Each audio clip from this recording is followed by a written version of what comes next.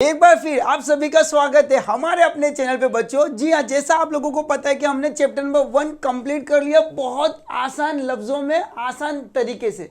पर sir objective बहुत ज़्यादा इंपॉर्टेंट रोल प्ले करने वाले। देखिए, आप जब क्वेश्चन पेपर को देखते हो बच्चों तो ज़रा ध्यान से समझने की कोशिश करो कि आपका जो बोर्ड पेपर हो कितने मार्क्स के लिए आने वाले बेटा, 100 मार्क्स के लिए। 100 मार्क्स के लिए आप आपकी फाइट करने वाले हो, राइट। अगर मैं कहूँ किसी बच्चे ने क्लासेस नहीं किया है, ट्यूशन नहीं किया है, एंड ऑफ द ईयर में अगर स्टडी शुरू करने जा रहे हैं या कोई इश्यूज आ रहे और बहुत सारे बच्चे डर जाते हैं SYJC। अरे भाई, SYJC नाम का कोई हाथी या कोई एलियन नहीं है जिससे अपने को डरना हो। अरे महाराष्ट्र गवर्नमेंट ने आपके लिए बहुत स्मूथ प्रोसीजर कर दिया है कि बच्चा आसानी से पास हो जाए, सिंपली पास हो जाए विदाउट एनी हेडेक। तो पासिंग अगर करना है तो जरा ध्यान से देखो, आपको डिवीजन क्या 80 और 20 का। महाराष्ट्र बोलती 20 मार्क बच्चों के क्या ले लो, एबीटी ले लो। एबीटी मतलब क्या, एप्लीकेशन बेस्ड टेस्ट। जी हाँ, और 80 मार्क के पेपर में भी 20 और 60। जी हाँ, 20 मार्क का फिर से क्या ले लो, ऑब्जेक्टिव टेस्ट ले लो। हाँ, ये कंफर्म है कि भाई 80 मार्क में से भी 20 मार्क का क्या आने वाला है, ऑब्जेक्टिव आने वाला है। तो अगर बच्चों में समझाने की कोशिश करूं कि ये 20 मार्क और ये जो 20 मार्क है दूसरों के भरोसे पे ना जाके अपने सेल्फ डिपेंड पे आप लोग स्कोर कर लो तो आपके कितने मार्क हो जाते बेटा, आराम से 40। और भाई ऑब्जेक्टिव का तो रूल ही है, ऑब्जेक्टिव का तो रूल ही है, या तो 0 या तो हीरो, बीच का कोई रास्ता मिलता नहीं है। आधा 1 मार्क वाला खेल नहीं है यहाँ पे। तो या तो पूरा, या तो जी लो या तो रो लो।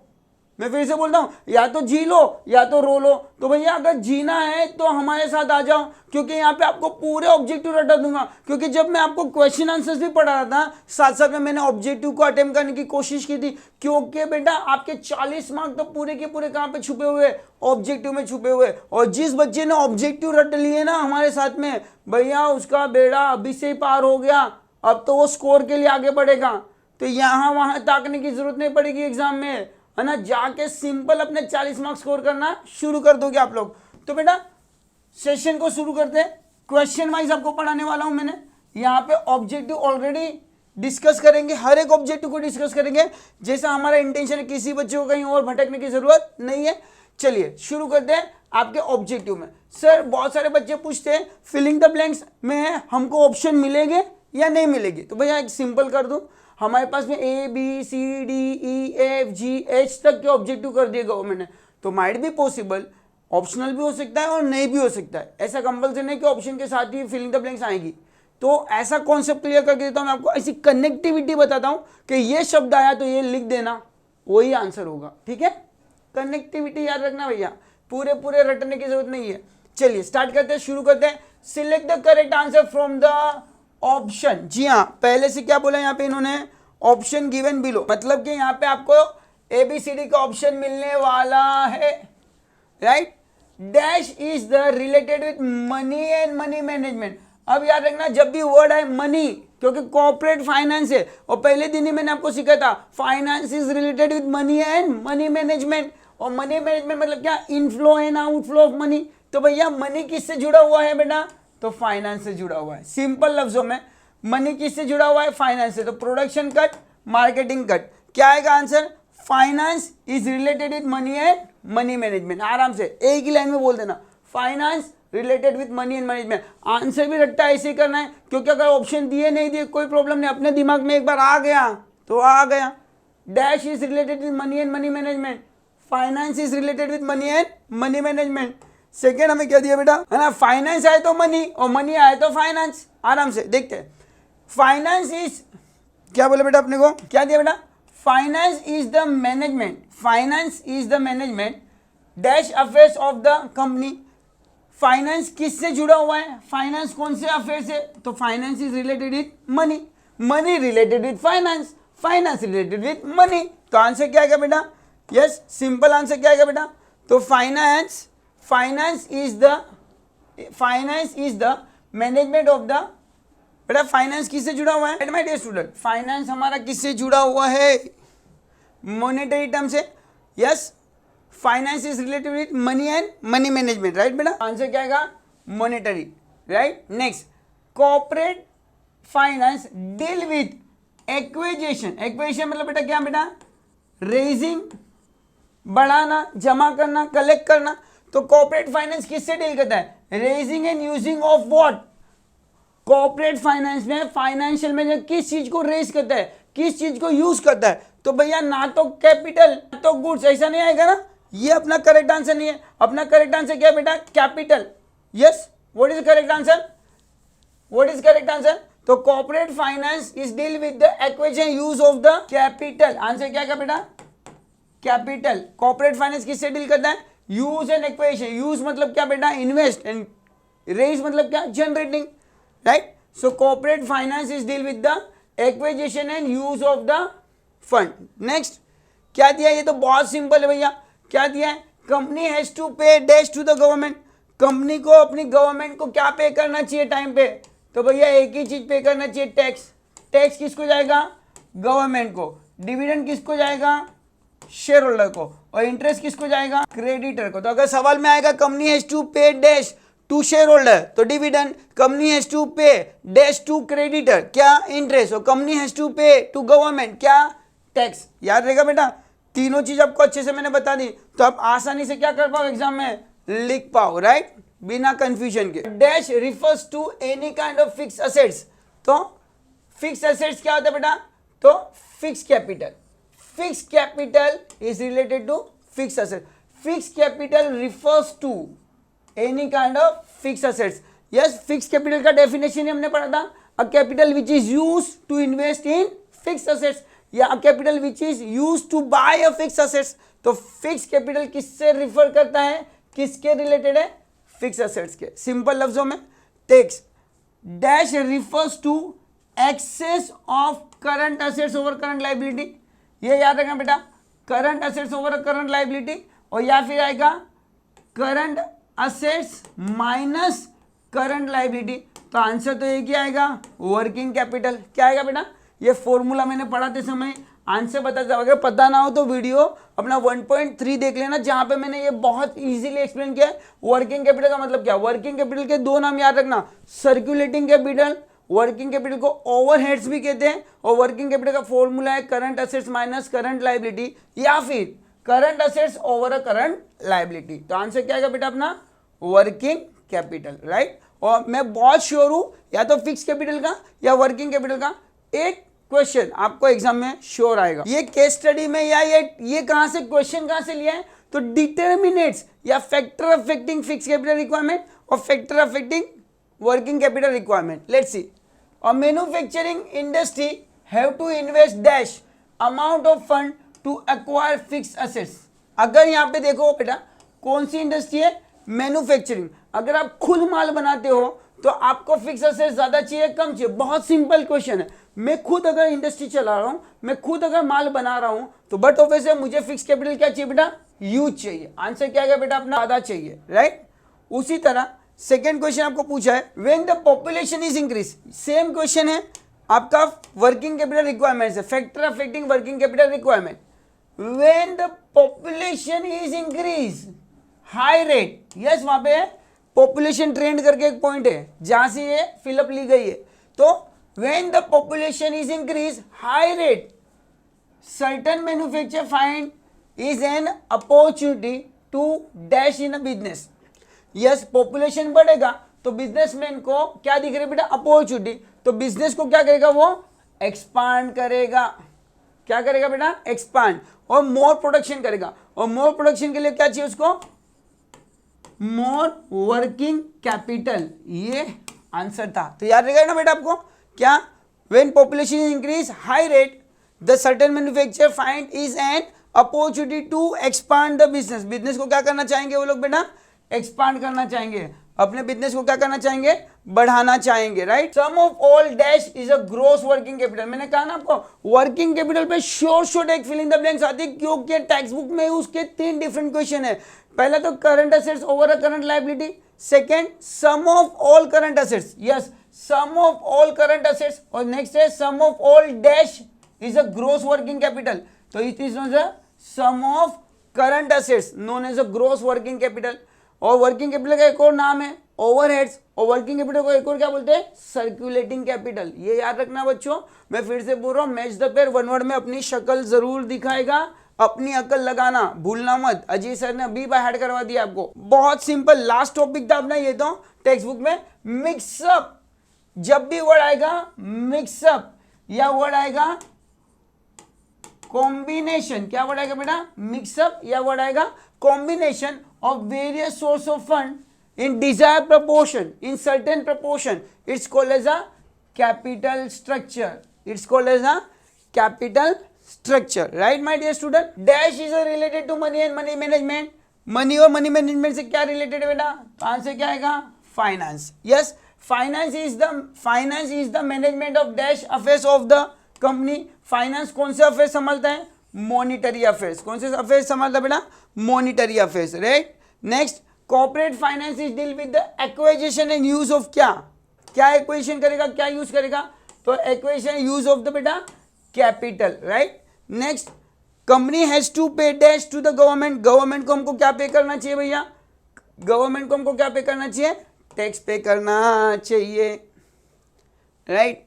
Yes, dash refers to any kind of fix assets, dash refers to any kind of fix assets, तो fix capital refers to fixed assets, dash refers to excess of current assets over current liability, current assets current liability में आ जाएगा क्या बेटा, working capital। manufacturing industry have to invest dash amount of for acquisition of fixed assets, बेटा अगर मैं कौन सी industry हूँ, manufacturing हूँ, तो मुझे कैसा अमाउंट इन्वेस्ट करना है, ह्यूज अमाउंट। कौन सा अमाउंट बेटा, huge amount, right my dear student. चलो फटाफट रिकेप कर रहे हम लोग। व्हेन द पॉपुलेशन इंक्रीज, जी हाँ भैया, जब क्या होगा, when the population increase high rate, तो भाई बिजनेस को क्या कर देना चाहिए बेटा, एक्सपांड कर देना चाहिए। क्या कर देना चाहिए, expand. The sum of all of gross working capital, उसे कहते हैं current assets. The sum of all current assets known as a working capital. Sir फिर से सिंपल वर्ड याद रखना, मिक्सअप का मतलब क्या होता है, सर मिक्सअप मतलब क्या, मिक्सअप मतलब कैपिटल स्ट्रक्चर। मिक्सअप आ सकता है, कॉम्बिनेशन आ सकता है, प्रपोर्शन आ सकता है, या फिर रेशियो वर्ड आ सकता है, right my dear student. Next देखते हैं फटाफट ट्रू और फॉल्स के लिए जाते हैं हम लोग। Finance is related to money and money management, जी हाँ, the answer is true. Finance is related to money and money management. Money management का मतलब क्या बेटा, raising of fund and using of fund, सही। Next, a business firm give green signal, business firm क्या देगा, green signal, project only when it is a profitable, but obviously loss business को कोई green signal देगा क्या, नहीं देगा, मतलब द स्टेटमेंट इज ट्रू। हाँ, इसको अपने को एक्सप्लेनेशन नहीं करना है क्योंकि ये एक मार्क के लिए आने वाला है। नेक्स्ट पॉइंट दिया अपने को, corporate finance bring a coordination between the various business activity. Yes, corporate finance क्या करता है, कोऑर्डिनेशन करता है between all activity, answer is true. Fix capital, question क्या दिया बेटा अपने को, fix capital refers to circulating capital. No sir, circulating capital मतलब तो क्या आता है, वर्किंग कैपिटल। फिक्स कैपिटल आता नहीं है, the statement is false. Working capital stay in a business almost permanently, नहीं सर, अभी तो पढ़ा। वर्किंग कैपिटल कौन सा है, सर्कुलेटिंग है, आता जाता रहता है, उसे कहते हैं वर्किंग। ये परमानेंट रहता नहीं है, परमानेंट कौन सा रहेगा बेटा, परमानेंट रहेगा fix capital. So answer is false, right. Sir the business will be require huge fund, sir the business will require huge fund if assets are acquired lease basis. Lease का मतलब होता है rental basis. अगर मैं भाड़े पे लेता हूं असेट्स को तो मुझे ह्यूज फंड की जरूरत पड़ेगी, ऐसा बोल रहा है। नो, अगर मैं भाड़े पे लेता हूं तो मुझे असेट्स क्या करना पड़ेगा, लेस इन्वेस्ट करना पड़ेगा, तो the statement is false, right. Sir next क्या दिया अपने को बेटा, the business dealing in luxurious product. कौन से प्रोडक्ट में बेटा, लग्जर। बेटा डिटर्मिनेट्स, फैक्टर डिटर्मिनेट्स इसीलिए पढ़ा रहा हूं तो आपको ये सब आंसर इजीली समझ में आ जाए। The business dealing in a luxurious product, कौन सा प्रोडक्ट बेटा, luxurious product will require huge amount of working capital, the answer is true. क्यों भाई, क्योंकि वर्किंग कैपिटल ज्यादा चाहिए, क्योंकि वहां पे जो फ्लो ऑफ मनी है, वर्किंग कैपिटल है वो है स्लो, लग्जरियस प्रोडक्ट रोज नहीं बिकते हैं, तो inflow and outflow, flow of the money is slow due to they require more working capital. याद रखना जो प्रोडक्शन साइकिल है वो लॉन्गर है लग्जरियस प्रोडक्ट की, राइट। सो वर्किंग कैपिटल क्या चाहिए, ज्यादा चाहिए, जो क्या करता है, लग्जरियस प्रोडक्ट बनाता है। Sir a firm which is large scale, कौन सा scale, large scale operation require more working capital. हाँ भाई ये वर्ड तो सिंपल याद रखना, लार्ज स्केल प्रोडक्शन है ना भैया, तो फिक्स कैपिटल भी ज्यादा लगेगा और वर्किंग कैपिटल भी ज्यादा लगेगा। अच्छा ये समझने जैसा है, बहुत अच्छा है। लिबरल क्रेडिट पॉलिसी, ये बच्चे लोग को जल्दी नहीं समझता है। Liberal credit policy, by liberal credit policy मतलब जब आओ तब उधार, है ना। लॉन्ग टर्म क्रेडिट फैसिलिटी, 10 दिन 15 दिन नहीं, महीने बाद पैसे देना। भाई तुम आज आ जाओ, पैसे बाद में दे जाना, है ना। तो जो पब्लिक है ना बोलती कल किसने देखा है, कल मतलब कल, कल मतलब कल, इसीलिए बहुत सारी दुकान पे लिखा होता है आज नगद कल उधार। पर जो दुकान पे ये नहीं लिखा है वहां पे ऐसा लिखा है आज उधार कल नगद, ऐसी दुकान की तो नैया डूबने वाली ही है भैया। इसीलिए बोला है a liberal credit policy create the problem of bad debts. Yes true, जो इजीली क्रेडिट देते रहता है वहां पे बैड डेब्ट्स के चांसेस बढ़ जाते हैं। तो स्टेटमेंट ट्रू है, राइट बेटा। मैच द पेयर के लिए थोड़ा अपना दिमाग अच्छे से यूज कर लेना भैया। क्या बोला, कैपिटल बजटिंग, ये शब्द याद रखना भी। बजट का मतलब होता है इन्वेस्टमेंट, कैपिटल बजटिंग का मतलब होता है इन्वेस्टमेंट डिसीजन, और कैपिटल स्ट्रक्चरिंग मतलब होता है फाइनेंशियल डिसीजन। ये दो वर्ड को बेटा प्लीज याद कर लो। कैपिटल बजटिंग वर्ड आया मतलब क्या होगा, इन्वेस्टमेंट डिसीजन, और कैपिटल स्ट्रक्चरिंग आया या कैपिटल फॉर्मुलेटिंग आया तो आएगा फाइनेंशियल डिसीजन। ये याद रखना, मैंने आपको बिगिनिंग में पढ़ाया था चैप्टर में कि फाइनेंशियल मेजर को दो डिसीजन लेने होते हैं। पहला डिसीजन होता है वो होता है इन्वेस्टमेंट कैपिटल, पहला डिसीजन होता है वो होता है बेटा कैपिटल रेजिंग, और दूसरा डिसीजन होता है वो कैपिटल इन्वेस्टिंग। कैपिटल रेजिंग का मतलब होता है बेटा स्ट्रक्चरिंग करना, अलग अलग सोर्स से पैसों को जमा करना, राइट। और दूसरा है वो है कैपिटल को इन्वेस्ट करना, राइट सोर्स पे राइट टाइम पे राइट अमाउंट इन्वेस्ट करना जिससे मोर प्रॉफिटेबिलिटी मिले, उसे कहते हैं इन्वेस्टमेंट डिसीजन। तो कैपिटल बजटिंग को कहते हैं investment decision. Fix capital longer period of time आ सकता है, working capital current assets minus current liability हो सकता है, या सर्कुलेटिंग नेचर हो सकता है।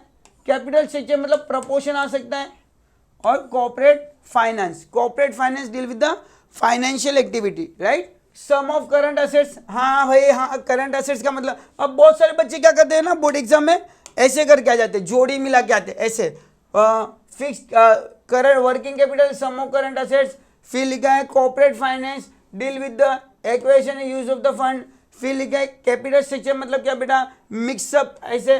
तो जो ऐसे करके आते हैं उसको मार्क्स मिलता है अंडा 0, हाँ 0। आप डायरेक्ट आंसर लिखना चाहो तो आप ऐसे लिख सकते हो ये फॉर्म में।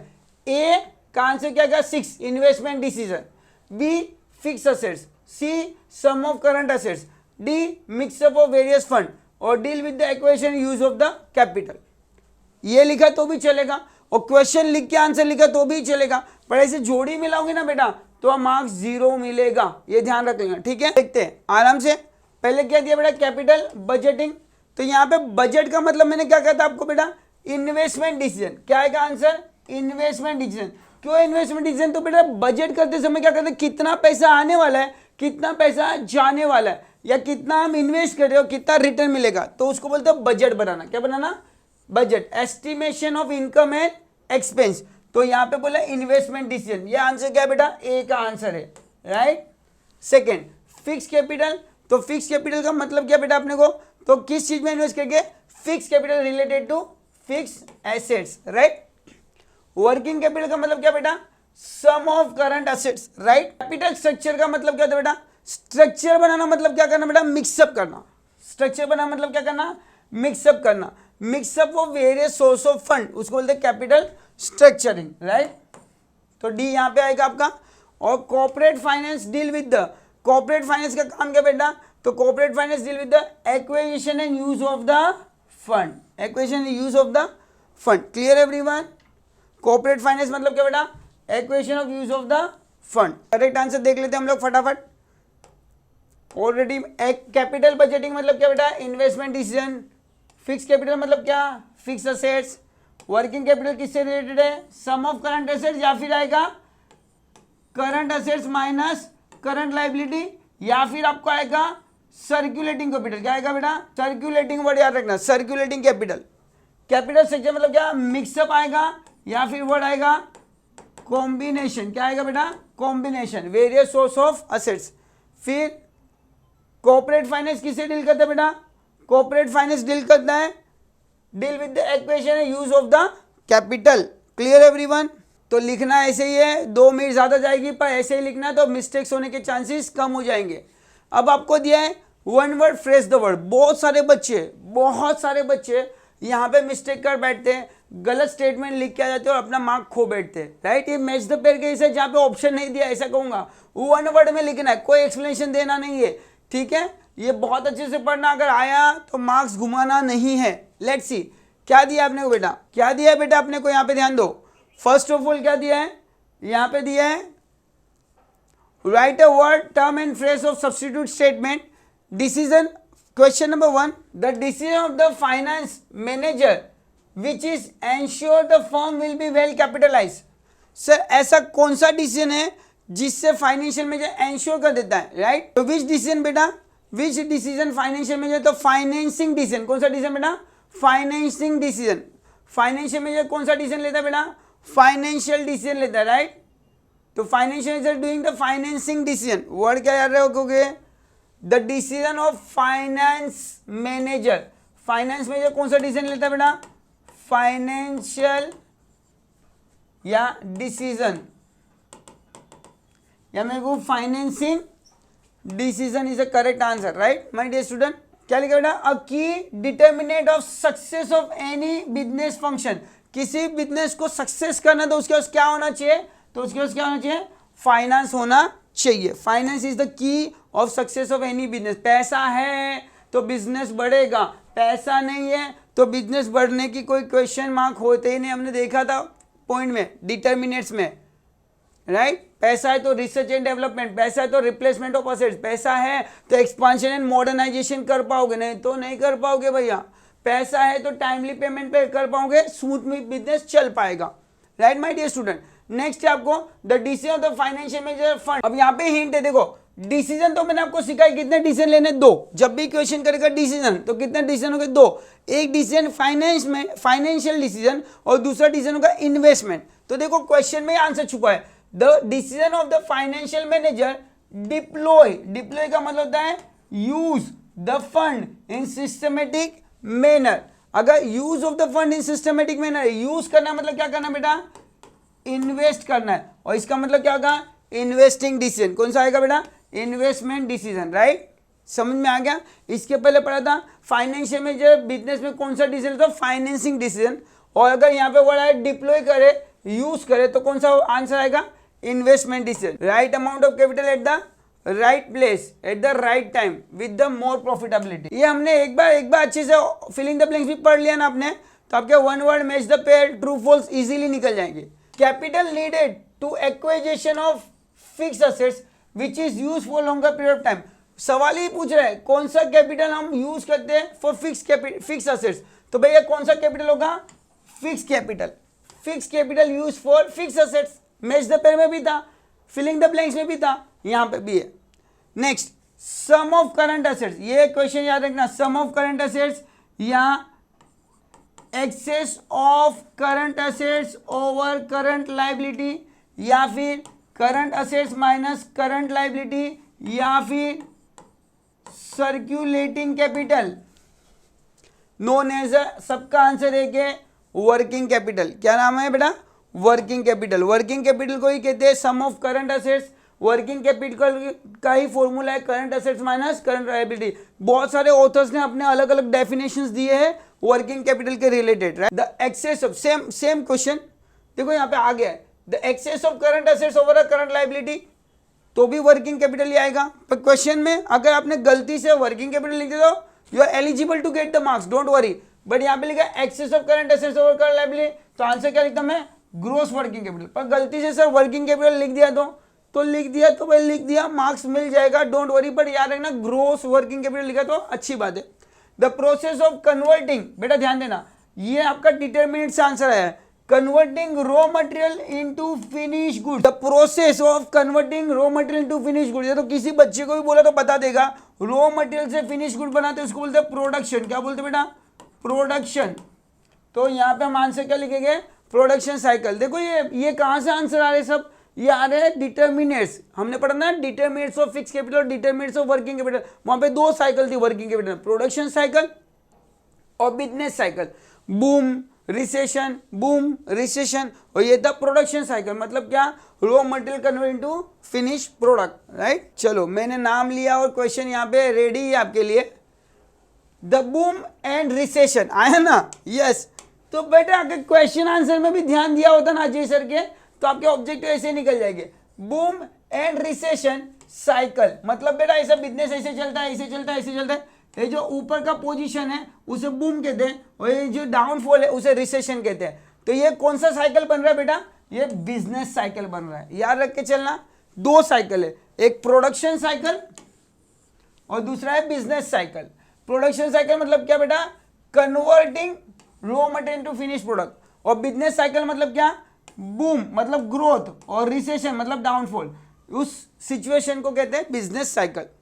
द रेशियो आ गया ना अपना वर्ड, जब भी वर्ड आए रेशियो, मिक्सअप, कॉम्बिनेशन, तो मैं क्या लिख दूंगा बेटा? कैपिटल स्ट्रक्चर, बिना सोचे समझे। That ratio different source of fund, that is called as a capital structure. Clear everyone? आसानी से समझ में आया सबको बेटा? यस माय डियर स्टूडेंट, बहुत बहुत ब्यूटीफुल क्वेश्चन है, बोर्ड में हमको पूछा जाता है। बच्चे कंफ्यूज नहीं होना, ये तो मैच द पेयर से भी ज्यादा इजी है। पूछो क्यों? तो यहाँ पे अपने को क्वेश्चन में दिया हुआ है, जरा देखो, select the correct option from the bracket. अब ये फिलिंग द ब्लैंक्स या मैच द पेयर सबसे ज्यादा इजी टॉपिक है। वो है बच्चा, वो है करेक्शन ऑफ ऑप्शन या correct the option from the bracket. आपको ऐसे मैच द पेयर जैसा दिया होगा, वन साइड लिखा होगा, वन साइड ब्लैंक होगा, कोई भी एक साइड ब्लैंक होगी और उसके नीचे ऑप्शन दिए होंगे। देखो 1 2 3 4 5, तो यहाँ पे भी है 1 2 3 4 5। मतलब अगर मैं बेटा आपको सिंपल लफ्जों में कहूं, तो यहां पे ना एक्स्ट्रा कुछ भी नहीं दिया है। 3 4 एंड 5 एक्स्ट्रा कुछ भी नहीं दिया है। 5 सवाल 5 जवाब। फिलिंग द ब्लैंक्स में हर एक फिलिंग द ब्लैंक्स को 3 ऑब्जेक्टिव है, मतलब 3 ऑप्शन है। मैच द पेयर में एक के सामने डबल है, बट ये तो उससे भी इजी है कि भाई 5 सवाल 5 जवाब चुन के लिख लो। अगर ये आ गया तो अपनी बल्ले बल्ले है। देखते हैं फाइनेंसिंग डिसीजन। मैंने आपको बोला डिसीजन कितने टाइप के होंगे बेटा? 2, investment decision, financing decision, right. तो फाइनेंशियल मेजर क्या लेता है? इन्वेस्टमेंट डिसीजन और financing decision. Longer period of time, investment decision, ये फिक्स है, याद रखना बेटा। ये दो वर्ड को तो पकड़ ही लेना यहाँ पे चैप्टर नंबर 1 के लिए। सर्कुलेटिंग कैपिटल, उसका दूसरा नाम क्या है? Working capital. कॉम्बिनेशन वर्ड आया या मिक्सअप वर्ड आया तो क्या पकड़ लेने का? स्ट्रक्चर। ये हिंट पॉइंट मैं आपको दे रहा हूं। कॉम्बिनेशन है तो क्या पकड़ लेंगे? स्ट्रक्चर। देखो कॉम्बिनेशन है, यहाँ पे कहीं पे लिखा है capital structure, capital structure, capital structure. Yes ये रहा, तो यहाँ पे लिख देता हूं मैं कैपिटल स्ट्रक्चर। पहले जो जो समझता पहले भर दो। सर्कुलेटिंग कैपिटल का दूसरा नाम क्या है बेटा? Working capital, working capital. और ये एक एक बार यूज होने वाला है, तो ये दोनों खत्म हो गए। अब बोले to have a right amount of capital, तो यहां पे लिखो फाइनेंसिंग डिसीजन का मतलब क्या होता है? To have right amount of capital. भाई हमारे बिजनेस में राइट अमाउंट ऑफ कैपिटल होना चाहिए, ये डिसीजन लेने का अधिकार किसके पास है? फाइनेंसिंग मैनेजर के पास है, उससे कहते हैं फाइनेंसिंग डिसीजन। और लास्ट में बचा लॉन्गर पीरियड ऑफ टाइम, तो अपने पास आंसर क्या बचा है? डिप्लॉय फंड सिस्टमेटिक मैनर, और दूसरा बचा है फिक्स कैपिटल। तो आंसर यहां पे बोलूंगा लॉन्गर पीरियड ऑफ टाइम क्या रहेगा?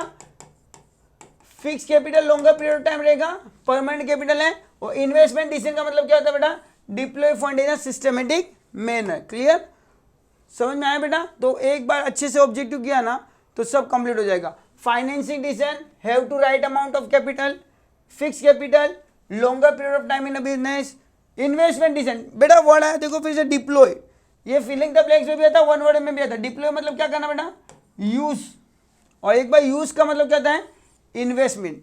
और वर्किंग कैपिटल मतलब कौन सा बेटा? सर्कुलेटिंग कैपिटल आएगा या फिर आएगा current assets minus current liability. So my dear student, यहाँ पे अपने फर्स्ट चैप्टर के पूरे ऑब्जेक्टिव मैंने क्या किया आपके बेटा? कंप्लीट कर दिए।